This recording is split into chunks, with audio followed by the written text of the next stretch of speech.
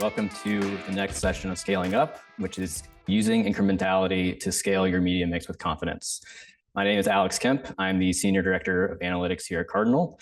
And today we're going to be talking about incrementality and really how you can test and validate new channels with confidence and really know that as you scale out your media mix, you're getting your return for your added investment. Let's get into what we will learn today. So first off, we'll learn about why traditional attribution breaks down when you're using upper funnel media. Second, we'll learn how to design incrementality tests that actually prove causal impact. Next, we'll actually look at real healthcare examples that used incrementality tests to justify budget increases and validate new channel expansions. And then finally, we'll talk about how to choose metrics that actually resonate with CFOs and CEOs rather than talking about vanity metrics or leads and things like that. So that is what we'll be learning today. Let's get into the outline and kind of how we're structuring the problem statement here. So first off, we're going to start with looking at the problem statement. When search peaks, confidence falters. We'll be talking about how a lot of advertisers find themselves in the same situation where they're on a paid search only kind of media mix, and they want to learn how can they expand out of that. The mindset shift, which is going to be talking about moving from looking at attribution data versus looking at causation. Next, we're looking at the methods, so how to actually measure incrementality. These are going to be more of the ways and methods of, again, how does it actually look like when you measure incrementality. In the next section, we'll be looking at the proof, which is actual real-world examples of how we at Cardinal have used incrementality tests to help expand media mix and validate new channels. And then finally, we'll close out with the road ahead, which is about scaling incrementality and measurement and some good takeaways for you all at home for tomorrow or as we move forward to actually put this all into practice. So with that said, we can go and start with the problem statement. So I think a lot of, like I was saying, a lot of advertisers and businesses will find themselves in this very same predicament, which is basically they have maxed out their paid search investment in terms of they've started to hit diminishing returns with their investment in paid search. So what does that actually look like? In this graph here, you can see very early on, you might see really solid growth and promising growth at the beginning. As you invest more in search, you might actually see more than a 1-to-1 return on search. As you spend more, you're actually getting more than that its fair share of new patients. But then as you start hitting that diminishing return curve and you start hitting kind of where that exclamation point is jumping up and down there, you can see that's where you're really starting to get less for every incremental dollar you're putting into paid search. You're getting less out in terms of new patients and revenue. So that will be due for lots of reasons. It might be because your CPCs are rising, so you're getting fewer clicks, which means you have to convert those clicks at a higher rate in order to maintain that same efficiency. But the main kind of idea here is that the next dollar in search isn't as efficient as the first. So as much as we want that kind of upward trajectory and diminishing in the DR curve to kind of look like that, eventually we all get to that point where we start seeing those diminishing returns, and we have to start thinking about the problem in a different way, which is where we kind of lead into marginal economics. So what we want to talk about here with a real example here is demonstrating how, like what I said in the last slide, how your next dollar doesn't perform like the last one. So looking at this example here on the left, let's say our baseline spend is at 22.5 grand. We've gotten 150 new patients for that spend at a blended cost per new patient of 150. So the kind of trap of looking at the blended cost per new patient, and we've discussed this in some other sessions as well, but the trap that you fall into with that is that as you add budget to that baseline, you're going to continue just to look at your blended cost per new patient, and that is going to be misleading for you. So let's look at this kind of second bullet here, where after that budget increase, let's say we doubled spend up to 45 grand in paid search, we got 250 new patients. That's 100 more patients than we had with just half the spend that we had. So looks like it's good on paper. And our blended cost per new patient was 180, which, by the way, in this example, we have a goal of 200. So if we doubled spend, we got 100 or more new patients and our blended CPNP still looks under 200. That's the trap where in reality, what happened is if you looked at the last bullet, that extra 22.5 grand that we put into paid search, actually, yes, it did drive 100 new patients, but the cost per new patient was well above our $200 goal of cost per new patient. So this is just really just showing you from a kind of numbers perspective and math perspective, how this can kind of allow you to fall into this trap of not understanding where you really are on the DR curve, diminishing return curve for any given channel. So if you're continuing just to look at your blended cost per new patient for paid search and not looking at your marginal cost per new patient, that is where you can kind of run into some challenges with scaling and not knowing when to actually test other channels. The other really kind of challenge that we face in this respect is with platform attribution. So, every platform, Google Ads, Meta Ads, TikTok, you name it, they will want to take as much credit for that conversion action, whatever that conversion action is.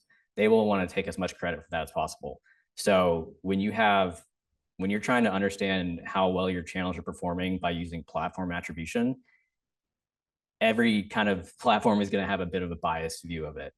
So you really don't have a clear kind of single source of truth to say, how does each and every channel perform individually by themselves and also together. So that's where, from an attribution perspective, using incrementality is much more advanced than just looking at platform attribution, because it's going to allow you to look at causation and not just correlation, which is where this kind of boils down to. Is what we're trying to do is have higher confidence in the channel mix that we have and also the allocation of that channel mix. So we really need to be looking at, are we driving net new patients that wouldn't have happened without our marketing investment? And that's really kind of teeing it up here. So this is the question that maybe we've all heard before, is how do we know this new channel is actually working, right? Because if you listen to Meta Ads, attribution, it might look very rosy, or if you look at Google Ads or whatever it might be, but how do we know if it's actually driving new patients and outcomes that we wouldn't have already gotten? Especially as you get into upper funnel media, when you're talking about organic search and direct, picking up a lot of that downstream effect of those channels, you really have to be thinking of more of an incrementality perspective rather than just looking at the platform attribution. So this is where we get into this trap again, where we're using attribution and it looks like it works, but we need to provide proof that there's actually incrementality here. And then again, like we talked about with the blended CPA, there's lots of, it doesn't reveal any kind of causal impact when you're looking at blended cost per new patient. The idea here is we want to basically, and this kind of visualization shows it, is we want to prove that Google Ads, if this is your situation, right? Google Ads plus a new channel plus everything else that's in the market, right? Any other channels or just environmental factors, those three things are greater than just Google Ads and everything else together. So it really kind of comes down to that equation. It's not about what did the new channel itself drive. It's about what did those three things collectively drive, and was it greater than just the same two components but without the new channel. So that's ultimately what we're trying to prove with incrementality. So the mindset shift from attribution to causation. So like as we were talking about, attribution is definitely kind of misleading, platform attribution, as well as blended cost per new patient rather than marginal cost per new patient. So incrementality is about causal proof, not just platform attribution. So it really, again, kind of just to hammer home, it answers what would have happened if we did nothing from a marketing perspective. So that is actually isolating true cause and effect, not just here's what Meta Ads is reporting. And it goes beyond the attribution of that given channel. And again, the core metric that we're looking at here is not blended cost per new patient across the entire channel mix. It's incremental conversions per incremental dollar. So it's the incremental budget we added on top of our baseline, and then the incremental outcomes we got on top of our baseline to understand what that true kind of incrementality cost is. So I think I covered a lot of this here, but why incrementality matters. So we really kind of want to move away from just using vibes to understand whether a channel is working or not, and actually using data to prove it's actually driving growth. So again, the why incrementality matters. It proves true causal impact. We know that attribution can be biased. It eliminates wasted spend, especially when we identify non-incremental spend or non-incremental impressions. We can reclaim some of that budget and put it in other places where there truly is more incrementality, which then guides to, leads to guiding smarter budget allocations, investing more in channels that prove to have higher incremental lift. And then again, building financial confidence, proving to your higher ups that actually, yes, this channel was driving new patients that we wouldn't have gotten without it. And here's that cost per incremental new patient that we got.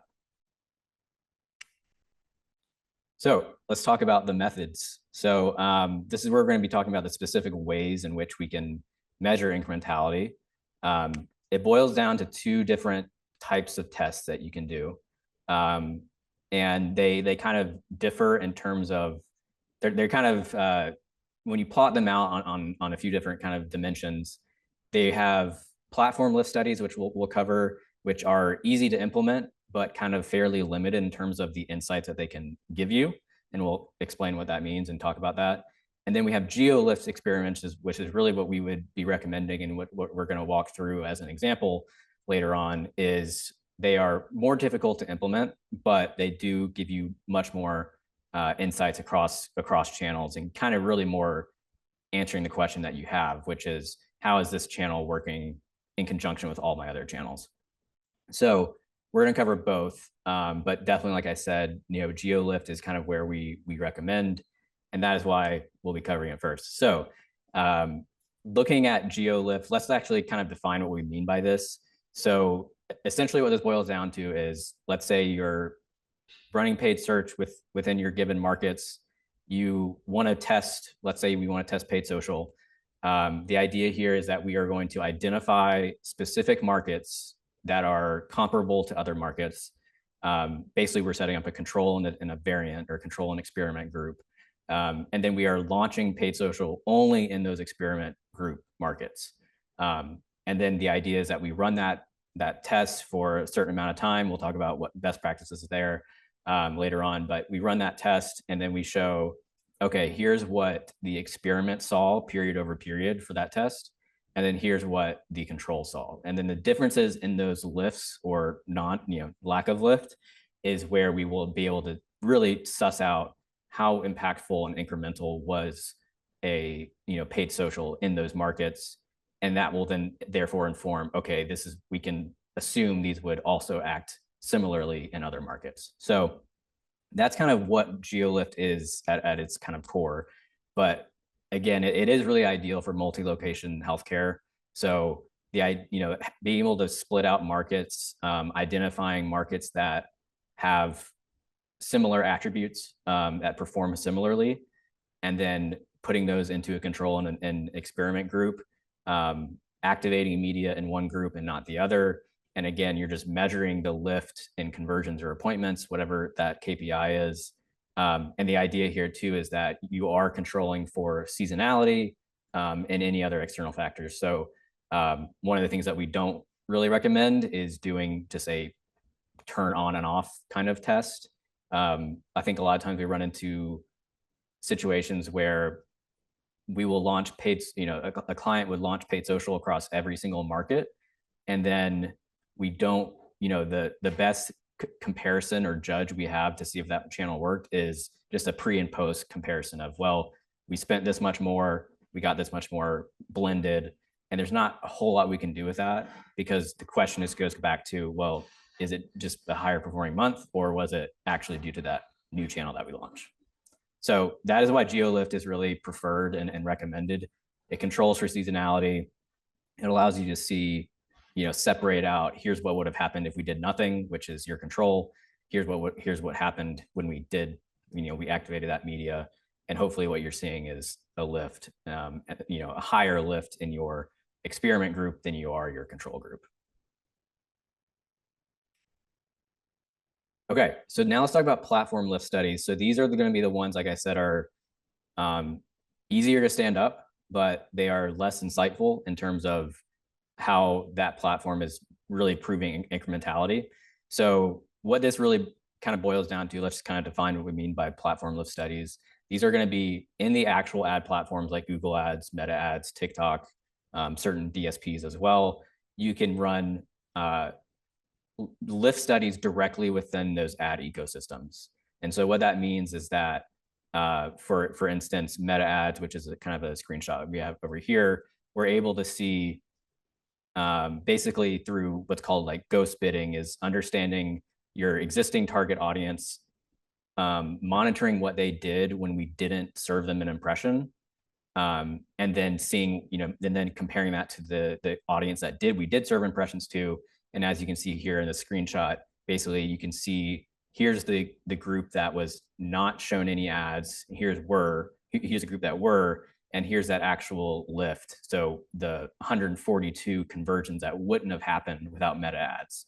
So on its surface, this seems great, and it is, like I said, it's definitely a good starting point. It's better than nothing for sure. But here's the limitations of platform lift studies: is that its scope is contained within the platform, right? So when Meta Ads is saying 142 incremental conversions, they are not cross-checking or deduplicating across other platforms that are also taking credit for those same conversions, right? So that is why these are not as good as geo-lift, because geo-lift it's not contained within the platform, and it's not within that own ecosystem. It's looking at the entire picture and the entire landscape. So again, platform lift studies are a great place to start as you're, like launching Meta Ads or a new channel like that. But again, you kind of get in what you put out. It's going to be a little bit less insightful, but easier to stand up. So now let's actually talk about the testing framework that you can use, that kind of basically I walk through here, but putting it more kind of structured and kind of more intentional here. This is the testing framework that we use at Cardinal. Again, the idea is scaling confidently one channel at a time. So the first step is going to be analyzing your marginal efficiency on your current channels. So we talked through that about how it can be misleading to look at your cost per new patient. So you really need to be understanding, as I have added budget into a certain channel throughout time, how much has that gotten me incrementally? And what is my marginal cost per outcome versus just my blended cost per outcome? Once you understand kind of where you're currently at with your current channel mix, the second step is developing a testing hypothesis. So first of all, selecting what channels are we going to run on. It depends probably on your current media mix, your audience. Lots of different things can go into that. That's probably a different session, but developing your testing hypothesis for what channels, and then also your KPIs as well. So getting into the design and execution of the tests. How are we going to be, what KPIs are we using to determine what success looks like? What are the control versus experiment groups? Why are they the control versus experiment groups from a geo-lift standpoint? Once you've finally designed and executed the test, then it's time to analyze that lift in ROI. So we're going to be looking at the true causal impact versus, a blended, cost per new patient across all channels. We're looking at, hopefully we're doing a geo test where we're really isolating that lift. And then finally, if we find that that channel truly was incremental, and we are comfortable with the cost efficiency of that channel, that is where we can really start to scale that channel, and then reevaluate as we scale it. And the idea here is that you're in this kind of loop here where you are continually testing channels in a kind of petri dish, so to speak, scaling them out, and then analyzing your channel mix over and over and over again to understand, do I need to expand into new channels, or perhaps maybe reallocate budgets or things like that. So this is the framework here that we use at Cardinal, and that you can use as well to understand kind of how do I want to, test and deliberately validate these channel expansions. Cool. So now let's talk about the proof. So far, we've talked a lot about theory, and I want to actually show you what this actually looks like in the real world. So what we did, this is actually a case study we have, but paid search for a given business, we were running paid search and performance max for them. Those two channels paid search was definitely maxed out. But as we were kind of continuing to grow, leadership wanted to grow, continue the new patient growth that we had seen. So first of all, like I said, we wanted to look at what is our marginal cost per new patient as we've scaled up. And we basically decided, okay, I think we're to a point in the diminishing return curve where I think we need to be testing a new channel. So leadership was kind of cautious of that, not knowing if paid social was actually going to be driving incremental lift. Is it just going to be serving impressions to people who are just going to be searching for a non-brand search keyword later on, and then therefore we're just paying for that impression when we didn't need to? So that is kind of what we wanted to validate. Was we wanted to test whether meta ads could drive true incremental appointments and brand search demand in and of itself, and it wasn't just going to be taking credit or just adding on to demand that we were already going to get. So we created a geo-lift experiment. We defined test markets. So we wanted to understand which markets perform similarly to each other, both from a kind of demographic standpoint and like a cost efficiency in the platform. And then we identified our control markets. Again, we launched meta ads in the test markets. We withheld campaigns in the control markets. And then we ran that for 42 days. So this is definitely could have gone longer. We did see some pretty promising results, which is I'll show here in a second. But ideally, we are running these for 4 to 6 weeks, right? We don't want to be kind of making an early judgment call on these things. So 42 days, basically the metrics that we wanted to measure were appointments, visits, and branded search volume. And just to be clear too, when we're talking about appointments and visits, these are actual either booked appointments through the website and then actually shown appointments, which is what we're calling visits here. So really actually getting down to the bottom of the funnel there in terms of what we're measuring. And then again, the objective was quantifying the incremental lift in patient activity and search intent. So not just what did we get in total as we added budget, but what was the incremental cost per. So the results, here's what we saw after the test. We have the test group and the control group. The test group was made up of paid search, performance max, and paid social. And then versus the control, which was just performance max or paid search and performance max. And basically what we saw was, and this doesn't include every single kind of KPI we had, but the change in visits was 114% increase for the test group versus about 60% for the control. So basically what we saw was, okay, something was going on in the market where, we spent 22% more on the control, got 60% more visits. There were some natural kind of efficiencies we were gaining there. But what was interesting was that in the test market, where we had a similar increase in spend, we saw visits outpace the increase in visits that we saw for the control. So ultimately seeing a lower cost per appointment and visit. But really what we were able to show here is, again, demonstrating what would have, we kind of answered the question of what would have happened if we did not run any meta ads. And that was what the control shows. And then we then answered the question, what would have happened if we did run it?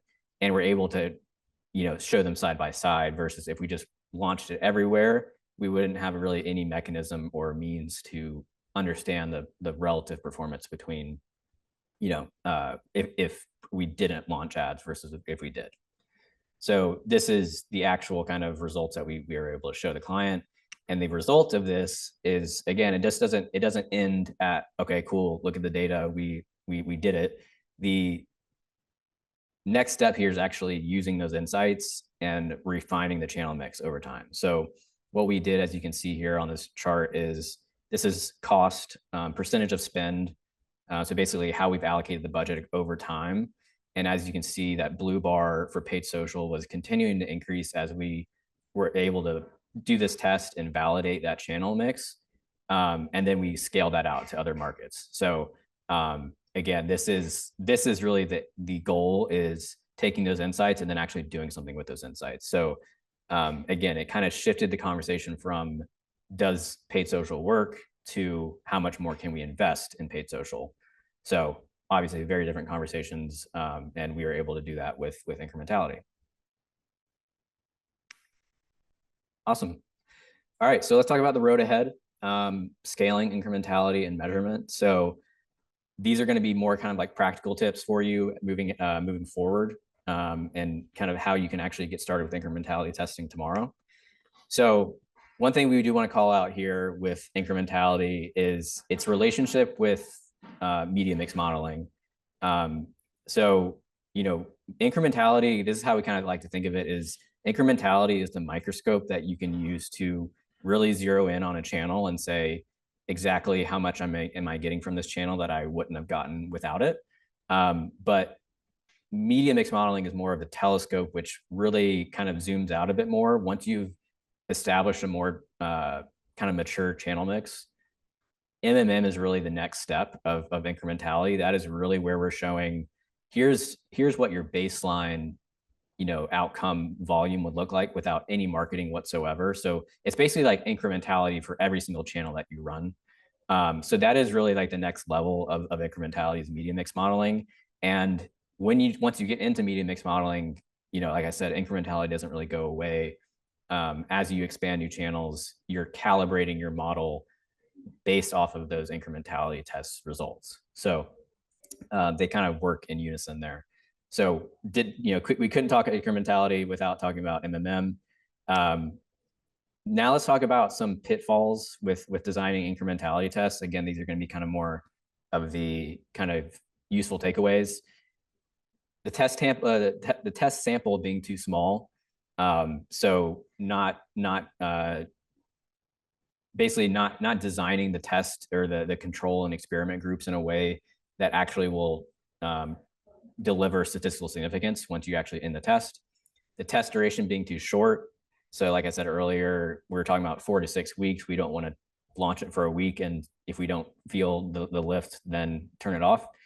We really kind of have to let it run and kind of trust it. Overlapping campaigns, biasing control. So again, if you have target market, experiment groups versus control groups that are not exclusive, mutually exclusive, then obviously you'll have issues with data integrity. Looking at the wrong KPIs, so leads versus new patients.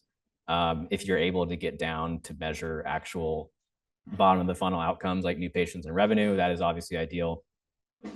And then ignoring external variables, right? So there's always going to be things going on outside of marketing that we need to pay attention to and make sure that noise is not kind of leading us astray. So how can you start your first test tomorrow? Start simple and scale what proves its worth. So the idea here is you want to pick one channel. Again, that's going to be up to you, but pick one channel, identify a clean control market and experiment market that you can do a geo-lift test on. Define what your success metric is going to be. Are you actually measuring all the way down to new patients, or is it going to be more like website metrics? Run 4 to 6 weeks minimum. Again, we want to give it enough time to actually provide statistical significance. And then finally, report the results using incremental CPA and lift. So don't fall into the trap of blended cost per. We want to look at marginal cost per to really see what percentage of that spend was actually incremental. All right, some key takeaways, and then that will kind of close this out here. So incrementality turns your guesswork into evidence and growth into a repeatable process. So again, we learned blended metrics hide the truth. Marginal efficiency tells you when your current channels are maxed out. Incrementality testing is your proof point. Again, we don't want to rely on attribution. Incrementality actually proves what would have happened if we didn't do anything. Next, different tests are to serve different purposes. Make sure you understand the differences between platform lift studies versus geo-lift. If you have the means to do a geo-lift, I would definitely recommend that. And then finally, when you do find a channel that is incremental, you definitely want to scale it. That was the whole kind of point of the test. So make sure you actually take those insights and do good things with them as you finish out the test. Thank you everyone for attending. Really appreciate it. And I will see y'all soon.